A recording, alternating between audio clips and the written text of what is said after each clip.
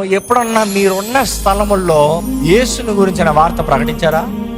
మీరున్న స్థలంలో ఒక 10 మంది చేరి దేవుని సన్నిధిలో ప్రార్థన చేశారా? సరే, మీరున్న స్థలంలో అలా లేదంటే మీ ఇంట్లో ఎప్పుడన్నా ఒక చిన్న కుడిక జరిగిందా? అయ్యో వద్దండి, మా పక్కింటి వాళ్ళకి మేము క్రైస్తవులని తెలియదండి, మా కింద ఇంటోడికి మేము క్రైస్తవుని తెలియదు. ఎందుకంటే ప్రతి గురించి మాట్లాడుకుంటూ ఉంటాం కదా, క్రైస్తవుడు అంటే బరువు పోతుంది. మా ఫ్లాట్లో నా చెడ్డ పేరు నాకే కదా, ఎందుకంటే అన్ని పిచ్చి పనులు నేనే చేస్తున్నాను, నేను క్రైస్తవుని చెప్తే అవమానం అవుతుంది అంటారంటే you really need to check yourself, are you really a Christian?